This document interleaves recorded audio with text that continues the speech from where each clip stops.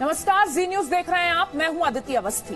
1 फरवरी को बजट आ गया। आपने बजट की बड़ी बातें भी सुनी और देखी भी, लेकिन मिडिल क्लास में एक बड़ी उलझन नौकरी पेशा लोगों के बीच है। ये उलझन पीएफ खाते को लेकर है।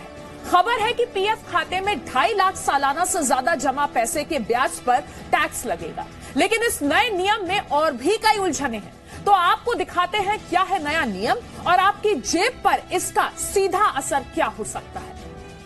Some of the flagship corridors and considerable activity. 1,08,000. देश को सरकार की बजट वैक्सीन पड़ चुकी है और इस वैक्सीन का फौरी असर मिडिल क्लास के उन नौकरी पेशा लोगों पर दिखा है जो ईपीएफ यानी कर्मचारी भविष्य निधि में निवेश करके ज्यादा फायदा ले रहे हैं। इन पर इस बार सरकार की नजर पड़ चुकी है।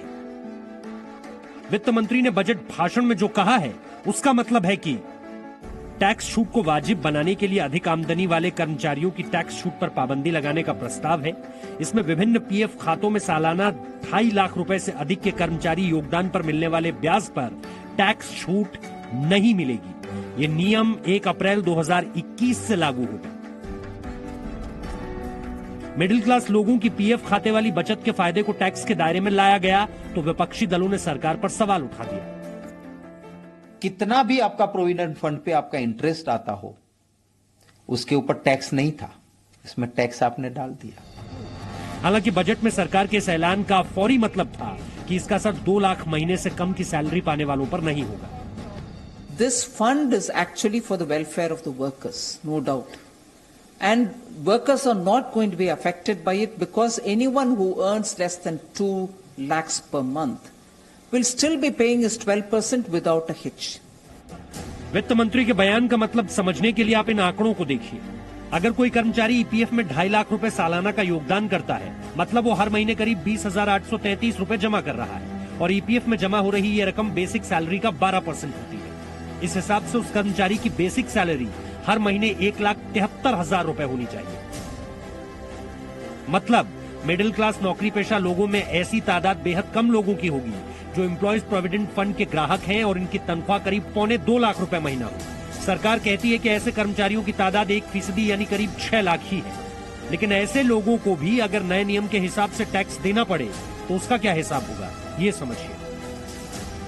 अगर कोई कर्मचारी सालाना 3 लाख रुपए ईपीएफ में जमा करता है तो इसमें 2.5 लाख रुपए के ब्याज पर उसे टैक्स छूट मिलेगी। अब इसमें लिमिट से ज्यादा 50,000 रुपए होते हैं, जिस पर पीएफ में 8.5% की दर से ब्याज मिल रहा है, जो 4,250 रुपए होता है। इस ब्याज पर अब टैक्स स्लैब के हिसाब से टैक्स लगेगा, जिसमें वो कर्मचारी आता है। मतलब अगर 10% टैक्स स्लैब में आता है तो 425 रुपए, 20% टैक्स स्लैब में आता है तो 850 रुपए और 30% के टैक्स स्लैब में आता है तो 1275 रुपए का टैक्स भरना पड़ेगा। लेकिन सवाल ये उठाया जा रहा है कि सरकार को ईपीएफ जैसी सुरक्षित बचत व्यवस्था को टैक्स के दायरे में लाने की दरकार क्यों पड़ी। सरकार कहती है कि ईपीएफ आम कर्मचारियों को सुरक्षित निवेश और फायदे के लिए है, हर महीने 1-1 करोड़ रुपए निवेश कर फायदा उठाने वालों के लिए नहीं है।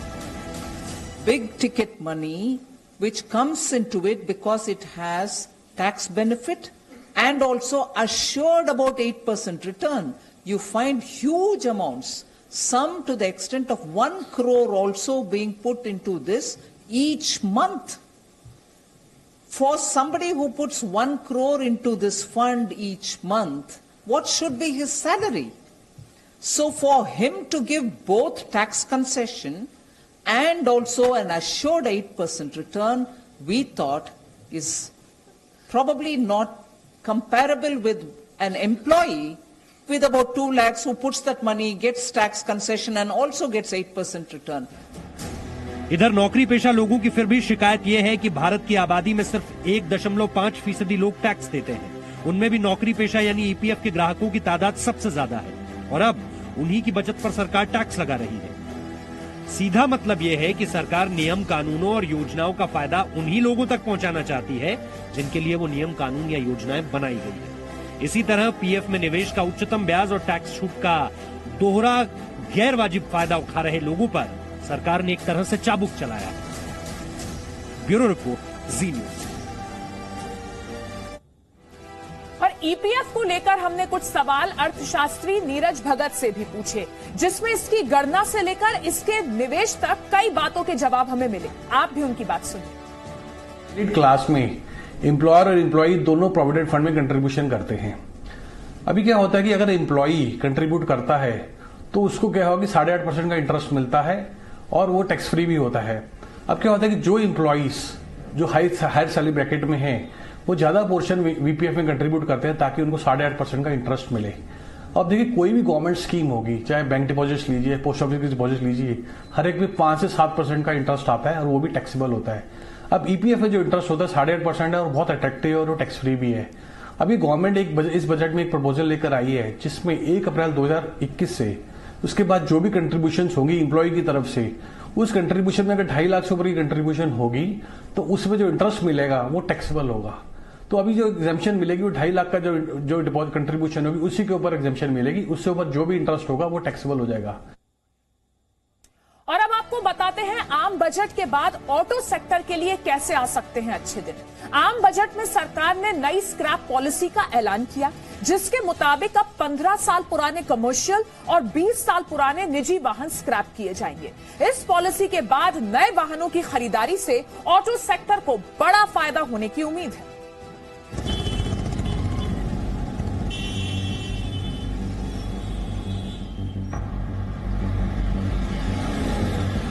बहुत पुरानी यादें जुड़ी इस गाड़ी से हमारी। ये इस गाड़ी से कुछ ज्यादा अटैचमेंट है, हमारी फीलिंग्स इनकी ज्यादा लगी हुई हैं। एक तरफ भावनाएं हैं, जुड़ाव है, यादें हैं, पहली गाड़ी के अनगिनत किस्से हैं। जम्मू से आई जरा इस तस्वीर को देखिए, 1989 की गाड़ी है, यानी 31 साल पुरानी। लेकिन आप गाड़ी के मालिक को कहते सुन सकते हैं, भले ही धक्का मार के क्यों ना शुरुआत करनी पड़ती हो, स्क्रैप में तो नहीं है। सरकार ने पॉलिसी निकाली है 20 साल पुरानी गाड़ी जो स्क्रैप की जा रही है। इस गाड़ी से कुछ ज्यादा अटैचमेंट है, हमारी फीलिंग्स इनकी ज्यादा लगी हुई हैं। हमें कभी भी ये ना गाड़ी को स्क्रैप नहीं होने देंगे, लेकिन चाहे सरकार पॉलिसी जो मर्जी निकाले।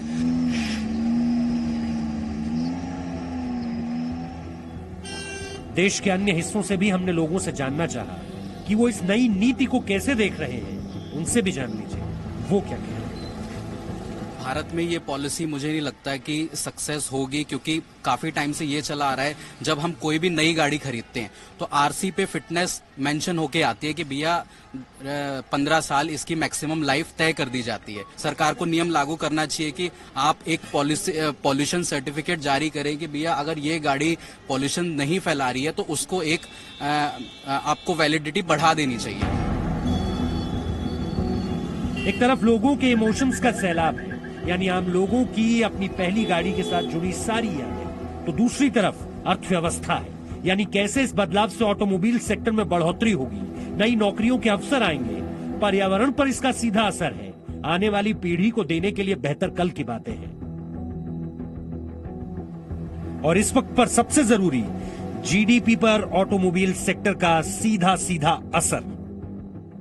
पुरानी गाड़ियां अगर बेचेंगे और नई गाड़ियों का एवरेज बढ़ेगा तो आपका फ्यूल का खर्चा कम होगा, पोल्यूशन कम होगा, मेंटेनेंस कॉस्ट कम होगी। जो 15 साल पुराना ट्रक है उसको रोज मैकेनिक के पास जाना पड़ता है, नया करोड़ में 5-5, 7-7 साल जाना ही नहीं पड़ता है। तो इसका फायदा है, इससे ऑटोमोबाइल इंडस्ट्री का 30% सेल बढ़ेगा और इसके कारण नया एम्प्लॉयमेंट क्रिएट होगी। और ये जो steel, copper, aluminium, rubber, plastic, ये जो निकलेगा वेस्ट बंगाल से, इसका रिसाइकलिंग होगा तो ऑटोमोबाइल के कंपोनेंट सस्ते होंगे 35-40%। 4.5 लाख करोड़ की इंडस्ट्री 6 लाख करोड़ की 1-1.5 साल में हो जाएगी। आप इसे आसान भाषा में ऐसे समझिए कि देश में 34 लाख ऐसे हल्के वाहन हैं जो 15 साल पुराने हैं, यानी 5 साल बाद इनको रोड से हटाना होगा। 51 लाख हल्के वाहन 20 साल से ज्यादा पुराने हैं। 17 लाख मध्यम और भारी कमर्शियल वाहन 15 साल पुराने हैं, जिनके पास कोई वैलिड फिटनेस सर्टिफिकेट नहीं है, यानी हर साल रजिस्टर्ड के अनुपात पर ये गाड़ियां हटती जाएंगी। पुराने वाहनों से जुड़े आंकड़े क्या कहते हैं ये तो आपने जान लिए। अब ये जान लीजिए कि पुरानी गाड़ियों को स्क्रैप करने से फायदा क्या होने वाला है। इससे 10,000 करोड़ का निवेश ऑटोमोबाइल सेक्टर में आएगा, 50,000 नई नौकरियां निकलेंगी, स्टील, रबर, एल्यूमिनियम क्षेत्र को इससे बढ़ावा मिलेगा। देश में इससे रिसाइकिल उद्योग को भी बूस्ट मिलने वाला है। इससे नई गाड़ियों की लागत में 30% तक की कमी आने की भी संभावना जताई जा रही है। जो वाहन स्क्रैप किए जाएंगे उसके बदले नए वाहन की खरीदारी पर जीएसटी में 50 से 100% की छूट मिलने की संभावना भी जाहिर की गई है। हालांकि इस पर अंतिम निर्णय जीएसटी काउंसिल लेगी। पुराने वाहनों के स्क्रैप में जाने के बाद वाहन मालिक नई गाड़ी खरीदेगा। सरकार को इस पॉलिसी से बड़े निवेश और नए रोजगार के सृजन की उम्मीद है। Newer heavy commercial vehicle are 3 to 6% more fuel efficient. ये ट्रक वगैरह में काफी उसमें फायदा होगा। और improved safety features such as air bags, ABS and crash knobs. अभी मैंने ट्रांसपोर्ट मंत्री होने के नाते एयर बैग्स को भी मैंडेटरी किया है, तो ये मुझे लगता है ये सब फायदा होगा। इससे करीब 10,000 करोड़ की नई इन्वेस्टमेंट आएगी और करीब 50,000 नए जॉब क्रिएट होंगे। दुनिया के लगभग सभी ऑटो ब्रांड भारत में इस वक्त मौजूद हैं। ऐसे में सरकार को उम्मीद है कि इस पॉलिसी से देश के ऑटो सेक्टर की इकोनॉमी 4 लाख करोड़ रुपए से बढ़कर 6 लाख करोड़ तक हो जाएगी। ब्यूरो रिपोर्ट, जी मीडिया। सरकार ने बजट में बुजुर्गों का भी पूरा ख्याल रखा है। बुजुर्गों के लिए 75 साल के ऊपर जो आईटीआर की नई पॉलिसी सरकार की तरफ से आई है, आपको उसे भी जान लेना चाहिए। वित्त मंत्री निर्मला सीतारमण ने बड़ा ऐलान करते हुए कहा था कि 75 साल से ऊपर वालों को आईटीआर यानी इनकम टैक्स रिटर्न नहीं भरना पड़ेगा। 75 साल से अधिक के ऐसे बुजुर्ग जिनकी आय का स्रोत पेंशन और ब्याज है, अब उन्हें आईटीआर नहीं फाइल करना होगा।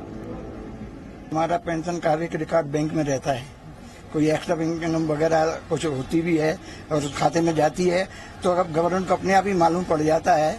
तो ऐसी स्थिति में वो 75 वाले जाकर के कहाँ तो रिटर्न करेंगे, और आजकल डिजिटल भी कर दिया, तो ना तो वो कंप्यूटर के 75 वाला तो ना तो कंप्यूटर जानता, ना मोबाइल में ज्यादा ये जानता। तो मैं समझता हूँ गवर्नमेंट का ये जो कदम है वो सराहनीय है। बहुत अच्छा है कदम, लेकिन कम से कम अगर रिटर्न फाइल के अलावा अगर टैक्स भी न काटे तो ज्यादा अच्छा है, क्योंकि 75 साल तक होते होते आदमी ऐसे ही बूढ़ा हो जाता है। उसमें कोई वो सब पेंशन वगैरह का ही पैसा रहता है, मतलब जिसकी वजह से जो है और उस पैसे पर टैक्स लेने का कोई सवाल नहीं है। वरिष्ठ नागरिकों को लेकर टैक्स नियमों में छूट की मांग काफी पहले से की गई थी, जो अब पूरी होती इन बुजुर्गों को नजर आ रही है। ब्यूरो रिपोर्ट, जी मीडिया। और अब हम बजट पर आपको देश की राय सुनाने जा रहे हैं, लेकिन इसे हमने 4 अलग अलग हिस्सों में बांटा है। हमारी इस रिपोर्ट में देश के अलग अलग क्षेत्रों से आते पुरुष और महिलाएं अपनी राय साझा करेंगे कि वो इस आम बजट को कैसे देख रहे हैं।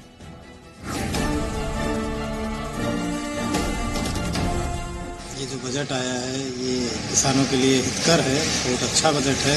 इसमें कई चीजें हैं, जैसे जो हम लोग बैंक से लोन लेते हैं उसमें एक तो लोन लेने में आसानी है, दूसरे उसकी ब्याज दर काफी कम है। डीजल और पेट्रोल के दाम बढ़ाकर सरकार ने आम आदमी की कमर तोड़ने का काम किया है।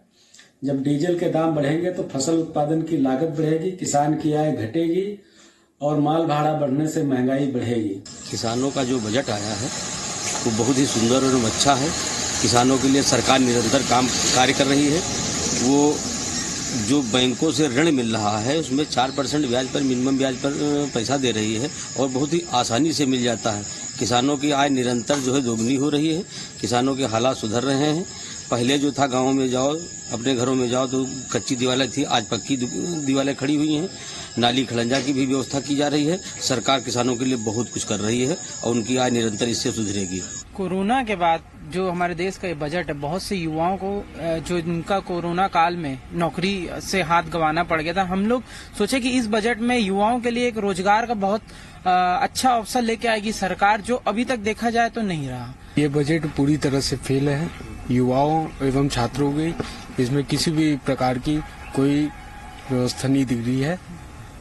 इस बजट में युवाओं को केवल झुंझुना पकड़ाने का काम सरकार ने किया है। युवा वर्ग ये सोचता है कि उनको एक अच्छे मतलब जिस तरह से शिक्षण नीति है, जिस तरह से अपना शिक्षा हमारा मतलब उसमें शिक्षा में क्रियान्वयन हुआ है, तो हमको उसमें चाहिए कि अच्छे से मतलब वो शिक्षा मतलब कंप्लीट कर। Presenting V News app available on Google Play and App Store. Download it now.